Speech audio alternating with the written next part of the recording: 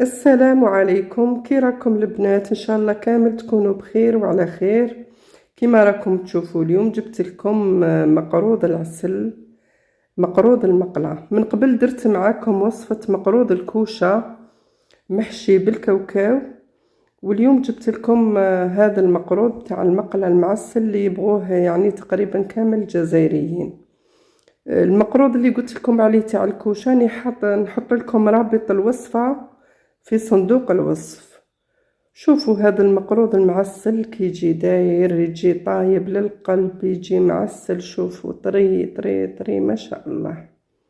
اليوم نقول لكم كامل الاسرار باش تنجحوا في هذا الوصفة وما يتحلكمش في المقلة ويجيكم مطري ومرمل كيما جاني انايا. الوصفة تاعو سهلة، برك تبعوا الخطوات معايا. نبداو اذا بعد ما نصلوا على رسول الله، اللهم صل وسلم على سيدنا محمد وعلى آله وصحبه أجمعين.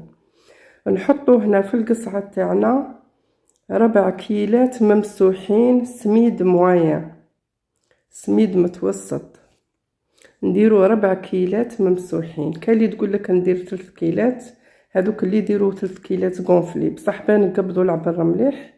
نديروا هكا 4 كيلات سميد معين، ونزيدوا لكل كيلة مغرف مش معمرة فارينة، يعني عندنا 4 مغارف فارينة.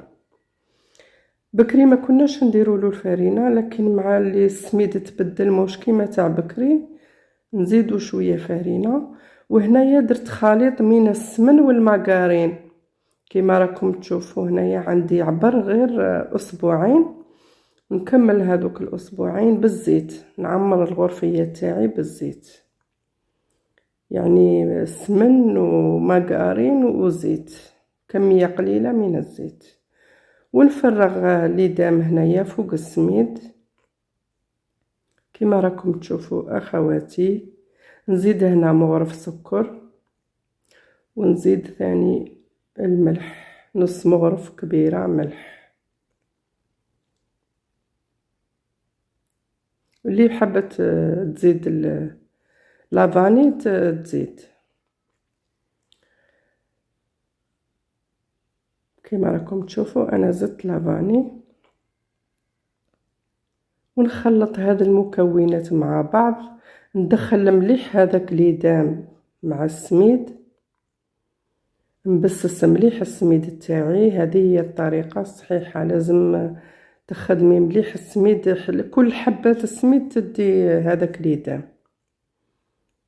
كما راكم تشوفوا اخواتي بهذه الطريقة نبسو مليح السميد بين يدينا واحد 5 دقائق ولا، وحنايا هكا بهذه الطريقة حتى نحسو كامل حبات السميد تشربوا هذاك ليدام.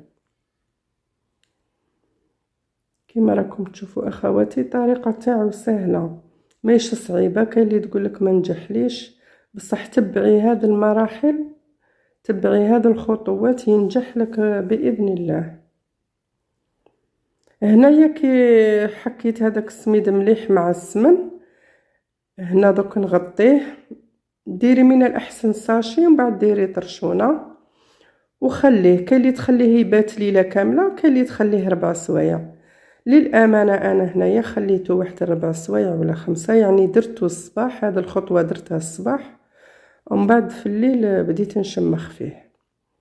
هنا جبت خليط من الماء والماء الزهر، يعني غرفيه من الماء وماء الزهر، وبقيت نشمخ فيه. هنا الخطوه هذه صورتها بس ما لقيتش الفيديو، يعني غرفيه وحده اللي عبرنا بها السميد تشمخي بها السميد تاعك هذا. ومن بعد كي تشرب لي واحد 10 دقائق بديت ندي غير بشويه ونشمخ، يعني ما تشمخيش ضربه واحده. كي تزيدي له الماء بعد والماء زهر غير بشويه، غير قد ما ندير هكا حربوش نشمخو ونخدمو كما راكم تشوفوا بهذه الطريقه. بعد ما فتحته درت له الغرس، كنت ديجا دايرت له الغرس شويه جلجلان وشويه زيت ورشه قرفه، اللي تبغيها اللي ما تبغيش ما ديرش. وطريته بالماء زهر حتى يولي لي عجينه طريه. ودرت الحربوش تاعي كما راكم تشوفوا بهذه الطريقة. ندير على قيس أسبوعين.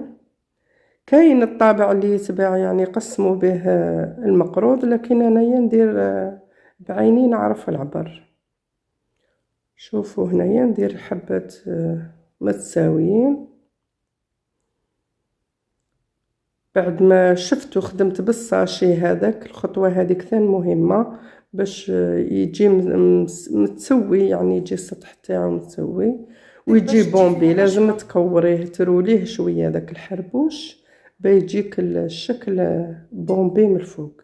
ونجو للخطوه هذه اللي باش ما يتحليش راح نقليه، ندخلو في الماء وما زهر ونخرجو ونديرو في الصفايه. ومن بعد هنا نبدا نقلي فيه. كما راكم تشوفوا انا درت الزيت في طاجين صغير، وندير هذا الفخيتاز تاع الشبكه هذه نقلي فيها. هنا نزيد شويه زيت لو ما تغطاليش يعني المقروض تاعي لازم يتغطى لك مليح وما تحركيهش نهائيا حتى تخرجيه. تشوفيه طاب تخرجيه. ونقول لك النار لازم تكون متوسطه، ما تزيديش للنار بزاف وما تنقصي لهاش ثاني كاع.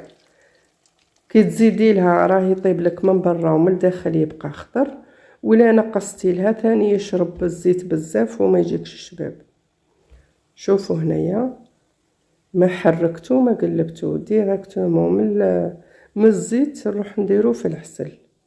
هنايا المقروض كاين اللي تبغي تعسلو 2 خطرات 3، انا نعسلو مره ونزيد عند التقديم نعسلو. وهنا في الحسل خليه شويه يتشرب الحسل، خليه 5 دقائق ولا حتى يطيب لك، يعني كميه اللي تكون الطيب كي تولي قريب تنحيها. نحي هذا المقروض من الحسل وخليه يتشرب كما راكم تشوفوا الاخوات. ومن بعد نحيه ونزيد نقلي كميه اخرى. ندير الحبيبات هذوك هنا في السله ونديرهم في الزيت. هذه هي الطريقه بعد ما وجد معنا. شوفوا الاخوات هنا كيجي محمر ويجي شباب. الله الله، قد ما نشكر لكم قليل في حقه. جربوا هذه الوصفه ماكمش رايحين تندموا. لا عجبتكم الوصفه ما تنساوناش الاخوات بالبارطاج والدعم. ادعمونا شويه، راكم راقدين هذا التشيرات ما كاش كاع الدعم. قولوا انا دائما نجيب لكم الوصفات الناجحين، دعموني شويه. شوفوا هنا نقسم معكم حبه. شوفوا من الداخل كيجي طري ما شاء الله، يجي يتفتت يجي طايب للقلب تاعو. شوفوا ما شاء الله. وهنا راه سخون زعما ما خليتوش برد بزاف. فم قسمت لكم من الداخل كيجا.